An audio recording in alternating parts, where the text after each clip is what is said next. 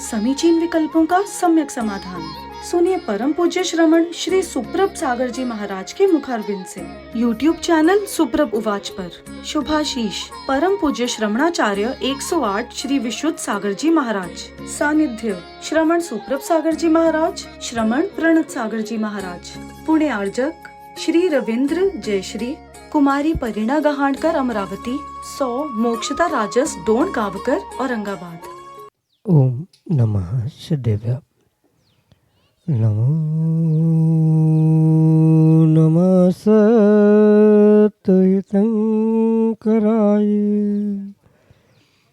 वीराय भव्याम्बुजभास्कराय अनंत लोकाय सुरार्चिताय देवादिदेवाय नमो जिनाय देवादिदेवाय नमो जिनाय।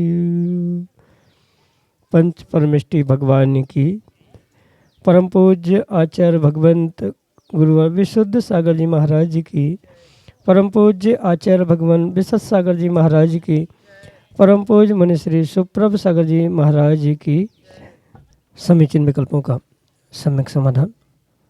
सम्यक ज्ञान की वह अनूठी विधा जिसके माध्यम से हम सभी अपने मन के उठते विकल्पों को समीचीनता के साथ परम पूज्य मुनि श्री तक प्रेषित करने का पुरुषार्थ करते हैं और परम पूज्य मुनि श्री उसका हमें आगम के परिप्रेक्ष्य में सम्यक समाधान प्रदान करते हैं और वही सम्यक समाधान हमारे आत्म कल्याण का पथ प्रशस्त कराने वाला होता है, क्योंकि जहाँ विकल्प है वहाँ संसार है और उस संसार से मुक्ति का एकमात्र उपाय समीचीन विकल्पों का सम्यक समाधान। तो आप भी जुड़ने का प्रयास करें और अपना समीचीन विकल्प भेजते हुए परम पूज्य मुनि श्री से उसका सम्यक समाधान प्राप्त करें। प्रारंभ करते हैं आज का सम्यक समाधान और आज के पहले विकल्प के लिए लखनऊ उत्तर प्रदेश से प्राची जैन महर्षि के चरणों में बारंबार नमोस्तु निवेदित करते हुए अपना समीचीन प्रश्न रख रहे हैं कि महाराज जी, जो नरकों में राक्षस होते हैं वे कौन होते हैं, कहाँ से आते हैं, और जो दूसरे नारकियों को परेशान करते तो क्या उन्हें पाप कर्म का बंध नहीं होता। हमारे समीचीन विकल्प का सम्यक समाधान करने की अनुकंपा करें। नमोस्तु महाराज जी, नमोस्तु। ओम नमः सिद्धम। परम पूज्य आचार्य भगवान गुरुवर विशुद्ध सागर जी महाराज जी की, परम पूज्य आचार्य भगवान विशुद्ध सागर जी महाराज जी की जय। परम पूज्य मुनि श्री सुप्रभ सागर जी महाराज जी की जय। नरकों की जो 7 भूमियाँ कही, उन 7 भूमियों में पहली उस रत्न प्रभा भूमि पर जो 3 भाग प्राप्त होते हैं, उन 3 भागों में से पंख भाग, अबूहल भाग और खर भाग आदि के विभाजन के निमित्त से वहाँ उन देवगतियों के जीवों की प्राप्ति भी आगम के परिप्रेक्ष्य में समझनी होगी। यूँ तो नरक में नारकियों का स्थान है, पर रत्नप्रभा पृथ्वी के जो 3 विभाजन प्राप्त होते हैं उसमें से एक स्थान में वह भवनवासी देवों का निवास स्वीकार किया जाता है। कुछ व्यंतर जाति के देवों का भी वहाँ स्थान आगम में उल्लेखित मिलता है और उसी परिप्रेक्ष्य में जो नरकों में राक्षसों का या राक्षस जाति के देवों का वर्णन मिलता है वह इसी से संबंधित प्राप्त होता है। अन्य रूप से जो नरकों के नारकी है उनका आकार भी सामान्य रूप से अगर आपने कहीं देखा होगा चित्र आदि के माध्यम से, तो वहाँ उनके आकार भी, चूँकि उनका संस्थान, उनका रूप आदि कर्म के नियोग से वैसा होने से वह तद राक्षस रूप प्रदर्शित किए जाते हैं। अन्य दर्शनों में उन्हें राक्षस का दर्जा देते हुए वे नरक से राक्षस आते हैं, स्वर्गों से देव आते हैं, मध्यलोक में मनुष्य होते हैं आदि प्रदर्शन भी अन्य दर्शनों के बहुत सारे पौराणिक सीरियलों में आपने देखा होगा। तो ये आगम के परिप्रेक्ष्य में अगर समझे तो देव जाति के जो भवनत्रय के यानी ज्योतिष भवनवासी और वैंतर जाति के देवों में से जो पहले नरक की भूमि में स्थान है, उस स्थान में रहने वाले ये राक्षस जाति के देव है और उनके ही निमित्त से पुनः पौराणिक कथाओं में पूरे नरक में राक्षसों का रूप प्रदर्शित किया जाता है। और रही बात तो जो जैसा करेगा उसको वैसा फल अवश्य ही मिलेगा, चाहे वह नारकी हो, मनुष्य हो, देव हो, तिर्यंच हो। कर्म सिद्धांत सभी गति सभी जातियों के लिए समान रूप से ही है। इसलिए ये विकल्प किंचित भी नहीं करना होगा कि वे अगर दूसरों को प्रताड़ित करते हैं, दुख देते हैं, परेशान करते हैं तो उनको भी पूर्ण रूप से कर्म का वैसा ही आश्रय होगा जैसा कि एक सामान्य मनुष्य आदि को होता है। किसी प्रकार से किसी गति में पहुंचने से कर्म सिद्धांत नहीं बदलते हैं। कर्म सिद्धांत सभी गतियों में सभी कालों में एक समान ही होते हैं। दुख देने वाले को नियम से दुख ही प्राप्त होता है। वैसा आश्रयबंध करते हुए वही कर्मबंध उसे आने वाले समय में उदय में आकर दुख देने के लिए ही निमित्त बनता है। यही आपके लिए सम्यक समाधान। ब्रह्मचारी जितेंद्र जैन, अशोकनगर, मध्य प्रदेश से अगले समीचीन विकल्प के लिए। आचार्य श्री के चरणों में बारंबार नमोस्तु, मुनि श्री जी के चरणों में बारंबार नमोस्तु।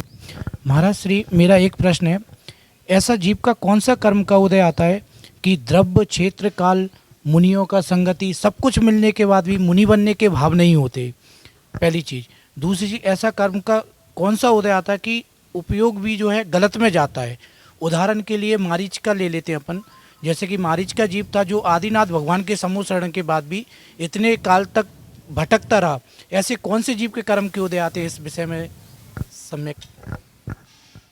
संसारी जीवों के निमित्त से जो प्रतिदिन उदय में आने वाले कर्म हैं, ये अवश्य समझना कि जो भी संसारी जीवों का पुरुषार्थ, कार्य या जीवन होता है, ये कहीं न कहीं कर्मोदय के निमित्त से ही प्रेरित होते हुए देखने में मिलता है। और कोई ऐसा एकमात्र कर्म नहीं है कि जिस कर्म के उदय से किसी व्यक्ति के साथ अच्छा बुरा हो रहा है, चाहे अच्छा चाहे बुरा, जो भी उसके साथ कर्मोदय में आ रहे हैं, वह सामूहिक रूप से जो कर्मों की मूलोत्तर प्रकृतियाँ है, उनका कहीं न कहीं तालमेल एकत्रित होकर ही उदय में आता है। कहने का अभिप्राय ये है कि किसी एक कर्म के मात्र उदय से किसी के साथ बुरा नहीं होता। जो किसी चाहे मारीची का जीव हो या अन्य कोई व्यक्ति क्यों ना हो, उसके जीवन में अच्छे भाव नहीं बनना या अन्य कोई मोक्ष मार्ग पर बढ़ने के पुरुषार्थ करने के लिए भाव नहीं होना आदि, ये किसी एकमात्र कर्म से नहीं अपितु अनेक कर्मों की अनेक उत्तर प्रकृतियों का जब वहाँ एक साथ उदय में आता है, तभी यह भाव जीव के ऐसे होते। सामान्य रूप से इस विषय में आचार्य भगवंतों का कहना है कि जब जीव का किसी तीव्र पाप कर्म का उदय होता है, मतलब जैसे किसी सम्यक शिखर के लिए अगर हम दृष्टांत समझे तो सम्यक शिखर की भाव सहित वंदना वही नहीं कर सकता जिसने तिर्यंच गति की, नरक गति की या दुर्गतियों का बंध करके रखा है। इतना ही नहीं, निर्ग्रंथ मुनिराजों के हाथ पर श्रद्धा सहित ग्राह रखने की भी शक्ति या भावना उस व्यक्ति की नहीं हो पाती जिसने कहीं दुर्गति का बंध करके रखा है। इसी प्रकार से यही प्रश्न श्रेणिक भी अपने इष्ट भगवान महावीर स्वामी के समोषण में पहुंचकर पूछता है कि भगवान, मैंने 60,000 प्रश्न आपसे पूछे, आपकी पूजा पाठ, आपके दर्शन करने के, जिनवाणी सुनने के तो भाव होते हैं, पर ऐसा क्या कारण है कि मैं मोक्ष मार्ग पर नहीं चल पा रहा हूँ या संयम मार्ग पर बढ़ने के भाव क्यों नहीं हो पा रहे, जबकि मैंने सब कुछ जाना है, पहचाना है, फिर भी भाव क्यों नहीं हो रहे हैं? उत्तर देते हुए वर्धमान स्वामी कहते हैं कि बेटा, तुमने जो नरक आयु का बंध किया है, उस कारण से ही आपके संयम मार्ग पर बढ़ने के भाव नहीं हो पा रहे हैं। तो कहीं न कहीं मात्र एक नाम कर्म की गति उत्तर प्रकृति का ही नहीं, अन्य भी कुछ हो सकता है। तीव्र अंतराय कर्म का उदय जीव का चल रहा है, जब सामने बहुत सारे निमित्त होने पर भी भाव प्रकट नहीं हो पा रहे हैं। जैसे मारीची के तीव्र मिथ्यात्व का उदय, मान कषाय का उदय था, जिस कारण से सामने तीर्थंकर होने पर भी वह सत्यता को स्वीकार नहीं कर पा रहा है। इसलिए किसी एक स्पेसिफिक कर्म पर हम विश्राम करें या उन पर आधारित ना रहते हुए निर्णय करें कि सामूहिक रूप से असाता वेदनीय का, अंतराय कर्म का, साथ में कहीं गतिबंध आदि आदि के निमित्त से कुछ बंध हुआ है, तो इन सभी का सामूहिक जब उदय आता है तब जाके कभी जीव के ऐसे भाव होते हैं कि सब कुछ सामने होने पर भी वह उसे ग्रहण नहीं कर पाता है। और ऐसा अगर हमें समझ में आ रहा है तो ऐसे सिचुएशन, ऐसे कंडीशन में बुद्धिपूर्वक आप सच्चे देवशास्त्र गुरु की सेवा के साथ साथ विशेष जो चारित्रधारी है उन चारित्रधारियों की सेवा करने का प्रयास करें, क्योंकि चारित्र मोहिनी के क्षय उपशम के लिए आचार्य भगवंतों ने और क्षयक्षम की भी व्यवस्थित करने के लिए आचार्य भगवंतों ने एक ही कारण कहा है, जितना आप चारित्रधारियों की सेवा वैयावृत्ति तन मन से करने का प्रयास करेंगे उतना ही आपके चारित्र मोहिनी कर्म का क्षय, क्षयोक्षम, उपशम आदि होते हुए चारित्र मार्ग पर बढ़ने की, मोक्ष मार्ग पर बढ़ने की भावना आपकी सबल हो सकती है, दृढ़ हो सकती है। यही आपके लिए सम्यक समाधान। ब्रह्मचारी सुमत भैया झांसी उत्तर प्रदेश से अगले समीचीन में काम करें।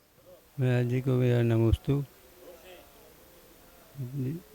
ये कर्ण लब्धि के बारे में जानकारी करना है। कर्ण लब्धि क्यों खास है, इसके बारे में, कर्ण लब्धि के बारे में जानकारी करना है।